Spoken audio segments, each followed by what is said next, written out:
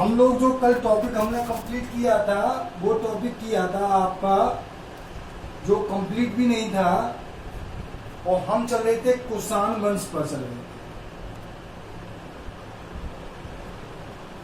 ठीक है, कुषाण वंश के अंदर हम लोगों ने कनिष्क के द्वारा बौद्ध संगति का आयोजन किया जाना हमने क्लियर कर लिया।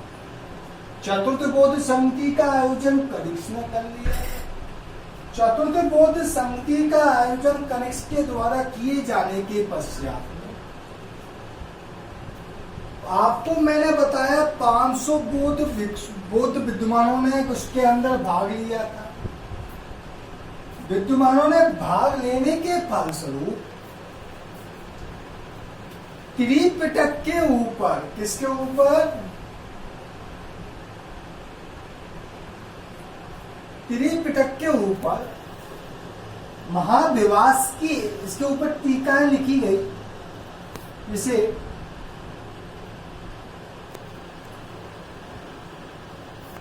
महाविवास के नाम से जाना जाता है, जिसे बौद्ध धर्म का विश्वकोश कहा जाता है, जिसके बारे में हमने चर्चा की। यहीं पर पाटलिपुत्र विजय से लाए गए विद्वान अश्वघोष से कनिष्क बौद्ध धर्म का की दीक्षा को ग्रहण करता है, और बौद्ध धर्म की दीक्षा को ग्रहण करने के पश्चात में कनिष्क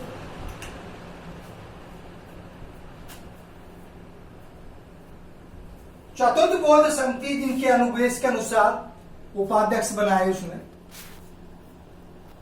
बौद्ध धर्म का प्रचार प्रसार हुआ। मध्य एशिया, चीन और अन्य देशों के अंदर बौद्ध भिक्षुओं को भेजा गया। कनिष्क ने बौद्ध धर्म की जिस शाखा को अपना राजश्रय प्रदान किया, या फिर कह सकते हैं जिसका अनुयायी बना, वह थी महायान शाखा।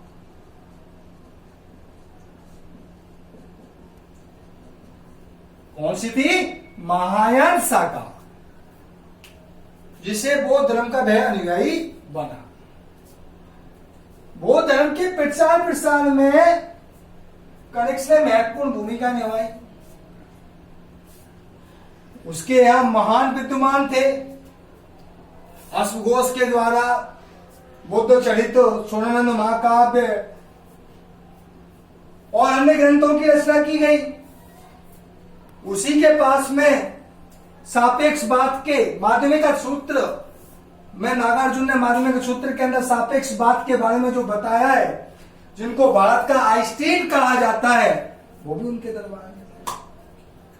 चलो, हमने चौथी बौद्ध संगति तक हमने अध्ययन कर लिया था। अब हमारे पास में जो टॉपिक है, कला व साहित्य के क्षेत्र में कनिष्क के द्वारा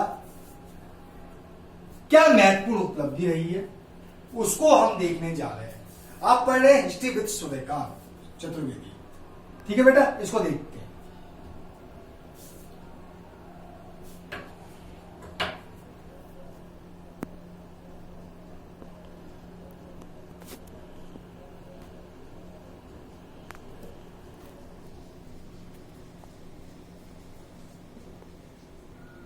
चालू करिए कि कला साहित्य की उन्नति। चलो, कनिष्क एक महान विजेता ही नहीं, वह उच्च कोटि का विद्वान व कला प्रेमी था।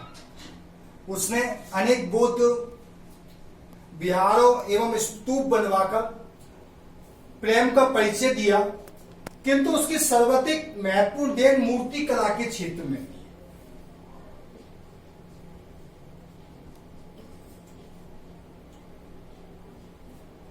किस क्षेत्र में थी?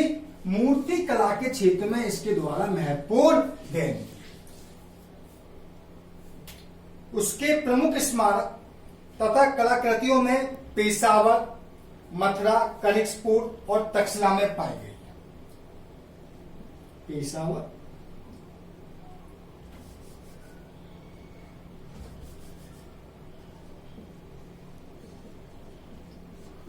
तक्षशिला, मथुरा,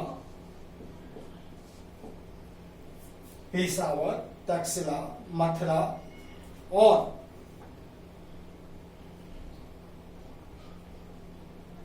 कनिष्कपुर।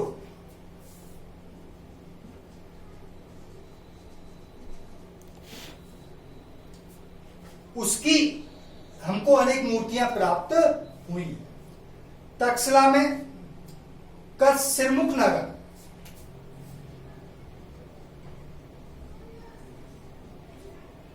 तक्षशिला का सिरमुख नगर कनिष्क के द्वारा ही बसाया गया।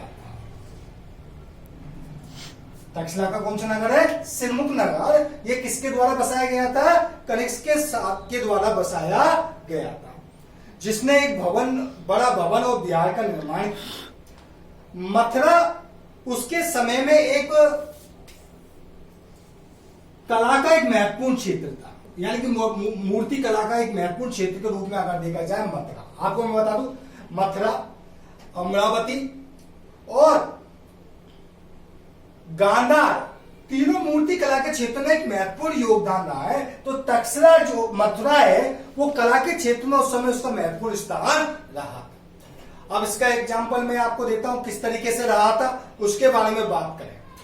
देखिए, मथुरा के अंदर से एक कनिष्क की सल रहित मूर्ति प्राप्त हुई है।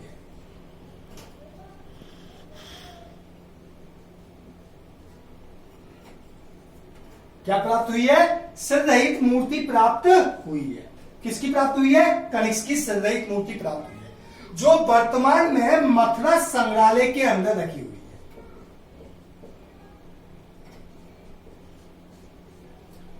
कहां पर रखी हुई है? मथुरा संग्रहालय के अंदर वर्तमान में रखी हुई। ठीक है,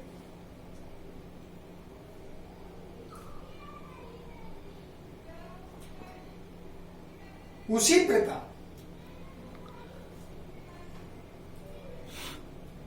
मूर्ति निर्माण स्थापत्य की दृष्टि से कनिष्क के शासन काल में पूर्ण रूप से अगर देखा जाए 3 कला की शैलियों का विकास हुआ।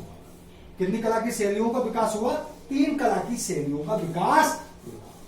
अब तीनों कला की जो शैलियां थी वो कौन कौन सी थी? पहली तो थी मथुरा, दूसरी थी अमरावती और तीसरी थी गांधार।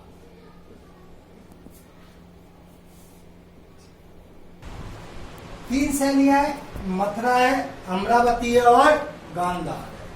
3 शैलियों का विकास हुआ किसके काल में? कनिष्क के काल। ठीक है, महायान शाखा के उदय के बाद में मूर्ति कला के अंतर्गत एक नया मोड़ आया।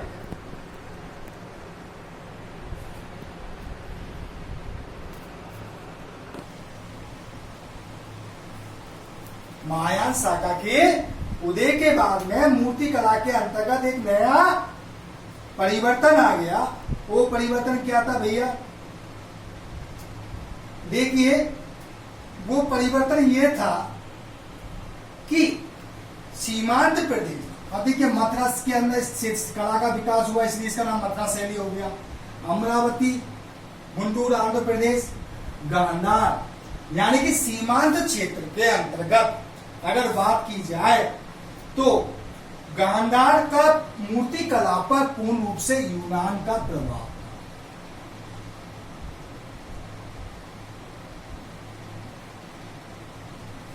इसका प्रभाव था यूनान का प्रभाव, यानी कि इस शैली के अंतर्गत अगर देखा जाए भारतीय और यूनानी यानी कि उत्तर और पश्चिम का समावेश इस शैली के अंदर हमको मिलता है।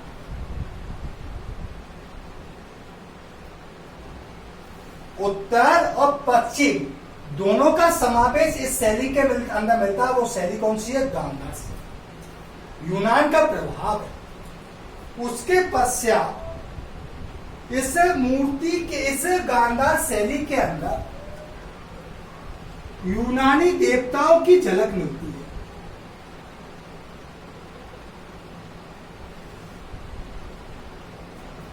यूनानी जो देवता है उनका प्रभाव भी इस मूर्ति कला के अंदर पड़ता है। अब देखिए, गांधार कला के बारे में बात कर रहे हैं, मूर्ति कला के बारे में बात कर रहे हैं, तो सामान्यतः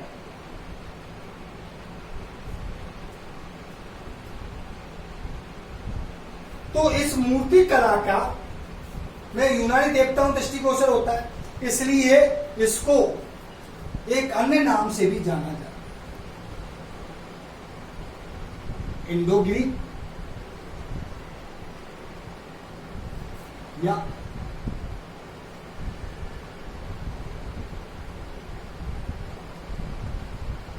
इंडो बुद्धिस्ट, इंडो ग्रीक या इंडो बुद्धिस्ट। अब इंडो ग्रीक या इंडो बुद्धिस्ट का कैसे करें? यूनानियों का प्रभाव पड़ा है, तो यूनानियों भारतीयों के मिलने से किसका इसको एक अन्य नाम मिल गया, Indo Greek. Indo Buddhist, Buddha का स्वरूप को इसमें स्पष्ट किया गया है, तो इंडो इसको बुद्धिस्ट भी कहा गया है। दूसरी चीज, इसका जन्म गांधार प्रदेश में हुआ है, इसलिए इसको क्या नाम दिया गया, गांधार शैली का।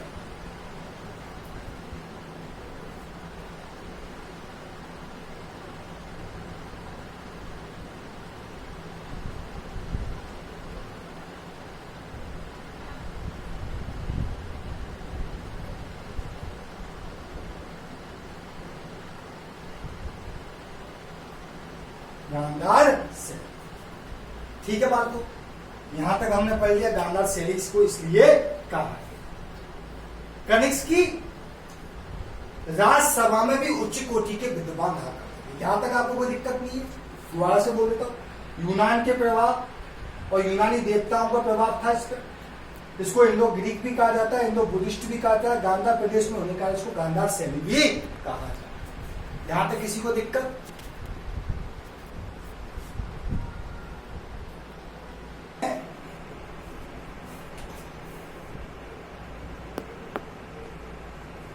कनिष्क की राजसभा में अनेक उच्च कोटि के दार्शनिक, वैज्ञानिक और साहित्यकार निवास करते थे।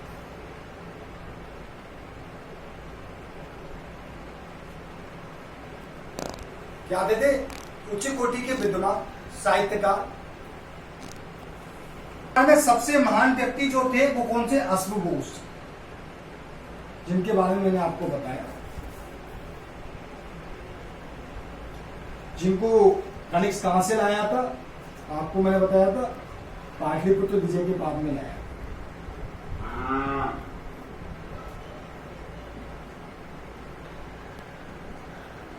इनको कनिष्क अपने साथ में लेकर आए। कहां पर? पाटलिपुत्र विजय के पश्चात। कनिष्क के दरबार में सबसे महान व्यक्ति थे जिन्होंने कवि थे अश्वघोष। इन्होंने संस्कृत भाषा के अंदर, कौन सी भाषा के अंदर? संस्कृत भाषा, जो अपने ग्रंथ लिखे हैं उनमें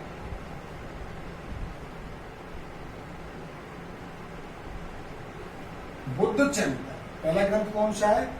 बुद्ध चरित्र। दूसरा लिखा है सौंदरानंद महाकाव्य।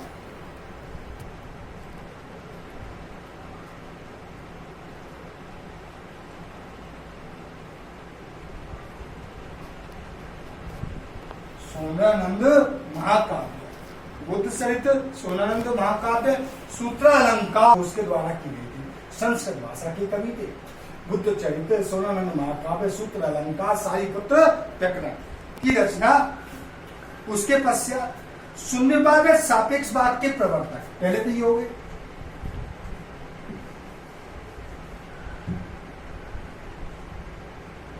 दूसरे हैं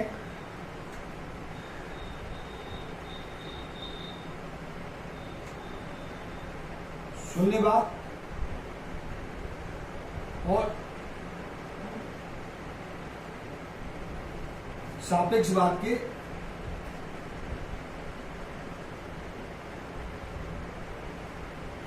शून्यवाद और सापेक्षवाद के प्रवर्तक। शून्यवाद और सापेक्षवाद के प्रवर्तक कौन थे? नागार्जुन, जिन्हें क्या कहा जाता है?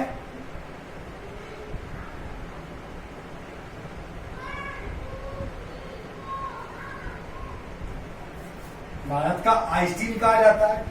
ठीक है, इनके द्वारा माध्यमिक सूत्र के अंदर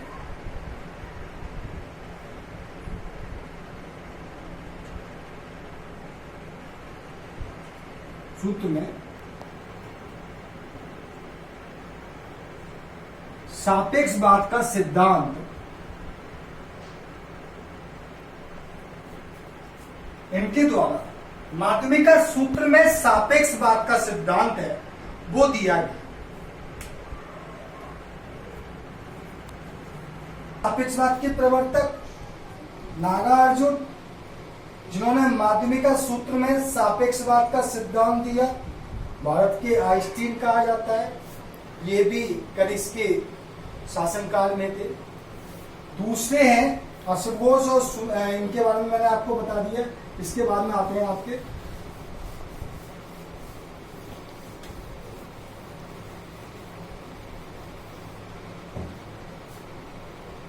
इसके बाद में आपके आते हैं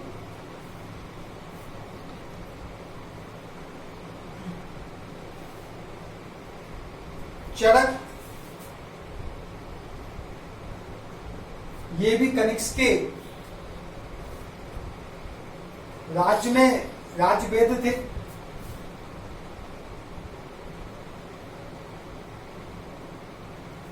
किसके राजवेद थे? कनिष्क के राजवेद थे। ठीक है, इनके द्वारा जो रचना की गई उसका नाम है चरक संहिता।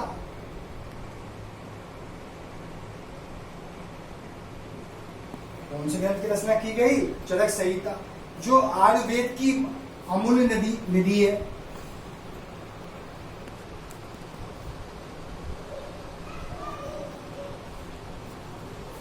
आयुर्वेद की क्या माना जाता है? इसको अमूल्य निधि के रूप में इसको माना जाता है।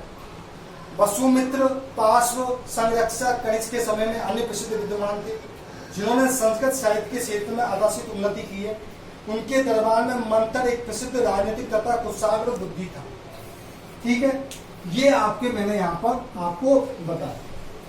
उसके बाद में आपके जो आता है कनिष्की काल की मुद्रा।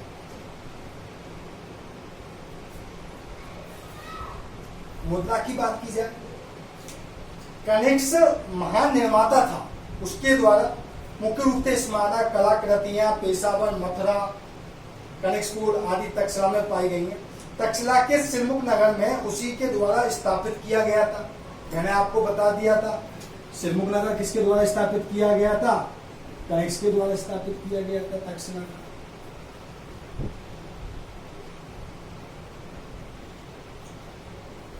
तक्षशिला का सिरमुख नगर कनिष्क के द्वारा स्थापित किया गया। इन्होंने कनिष्क, बुभिक्ष, वार्षिक ने सोने और चांदी के सिक्के चलाए।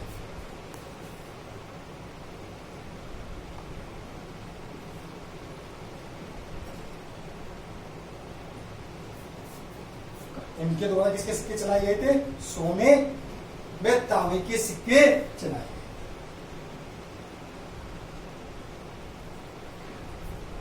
ठीक है भैया।